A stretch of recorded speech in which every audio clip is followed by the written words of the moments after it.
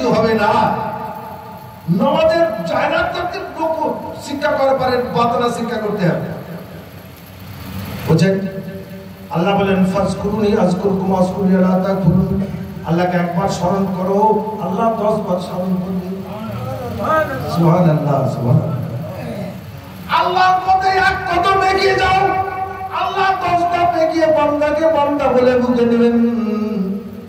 ফাজকুরুনি আযকুরকুম ওয়াশকুরু লা তাকফুরুন। আল্লাহকে একবার স্মরণ করো, আল্লাহ 10 বার স্মরণ করবে। আল্লাহকে স্মরণ করতে করতে করতে করতে আল্লাহ স্মরণ যেন তোমার স্মরণে পরিণত হয়, আর তোমার স্মরণ যেন আল্লাহর স্মরণে পরিণত হয়। নামাজ মানে স্মরণ। আকিমুস সালাতা লা যিকরি। আল্লাহকে স্মরণের যত প্রণালী আছে, সূরা কেরাত রুকু সিজদার মধ্যে যে আল্লাহকে স্মরণ করা, এটাকে শ্রেষ্ঠ স্মরণ বলা হয়েছে।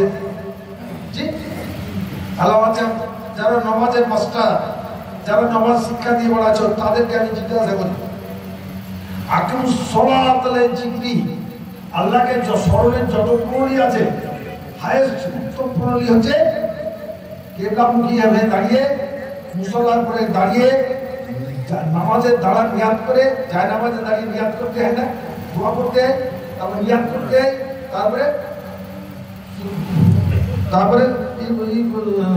সূরা ফাতিহা করতে হয়, হ্যাঁ, তারপরে দোয়া সালাম করতে হয়, সূরা ফাতিহা করতে হয়, কিরাত করতে হয়। যথা নিয়মে তুমি সিজদা করছো। কাকে সিজদা করছো? আল্লাহকে না শয়তানকে? নামাজে কে থাকে? আল্লাহ থাকে না শয়তান থাকে? আল্লাহ থাকে না দুনিয়া থাকে? নামাজে কে থাকে? নামাজ আল্লাহর স্মরণে কিভাবে পড়তে হবে, নামাজে আল্লাহর স্মরণ কিভাবে কায়েম হয়ে যাবে, এটা শিক্ষা দেবেন কামেল মুকাবলা লাগবে। এটা অভিজ্ঞ কামেল ওলির কাছে যে চিকিৎসা করতে হবে। মন যে নামাজে থাকে না, মনোনিবেশ ঘটে না, মনোসংযোগ ঘটে না। কোরআন বললে কাত আফলাল মুমিনুল লাযিহিম ফিসআতিহিম খাশিউন। সালাতের মধ্যে যদি একাগ্রতা না আসে, আল্লাহর স্মরণে মনোনিবেশ না হয়, মনোসংযোগ না ঘটে, আজিজের কিছুর সঙ্গে সালাত আদায় না হয়, ওই নামাজ তোমাকে জাহান্নামের আগুন ও কবরে আযাব হতে বাঁচাতে পারবে না।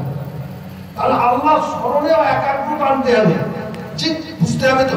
এলেমের বহর থাকা দরকার তো, পণ্ডিতদের বহর থাকা দরকার তো, জ্ঞানের গভীরতা থাকা দরকার তো, হৃদয়ঙ্গম করতে হবে তো।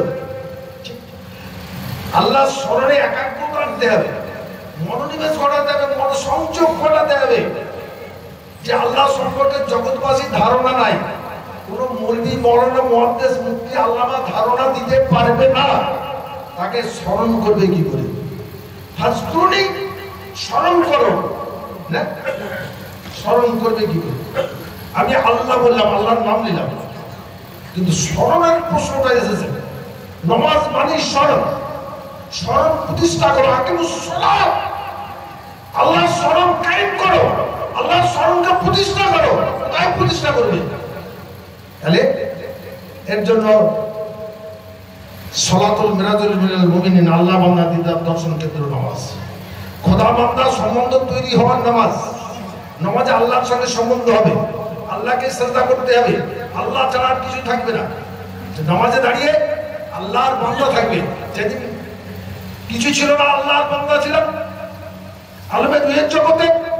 যেদিন আল্লাহ বললেন আল্লাহ তুমি রাব্বি কারু বলা, তুমি মালিক খালেক না, আমরা তোমার ইবাদত বন্দেগী জিকির আজকার তাসবিহ তাহলিল করি, তুমি ছাড়া কিচ্ছু নেই। আবার নামাজে আল্লাহ ছাড়া কিছু নেই, আল্লাহ থাকবে আর বান্দা থাকবে। এই অবস্থার মধ্যে যাওয়ার জন্য মনের শোধন পরিশোধনের দরকার। মনের পরিশুদ্ধতা অর্জন করতে হবে, মনকে পরিচ্ছন্ন করতে হবে, পরিশুদ্ধ করতে হবে, পবিত্র করতে হবে, নিউট্রাল ক্লিন। বুঝা গেল?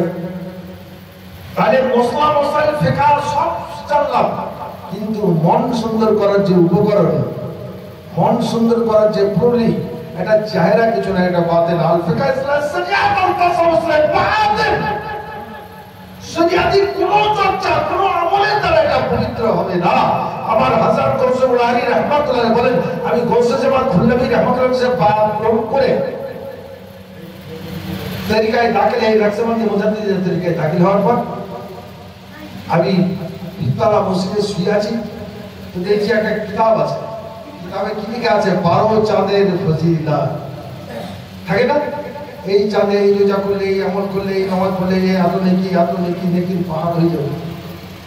উনি বলছেন বা কিতাবটা তো খুব ভালো, কিতাবটা তো খুব ভালো। তো কিতাবটা পড়তে পড়তে বুকে নিয়ে ঘুমিয়ে গেছেন। আরে বলি তার নাম,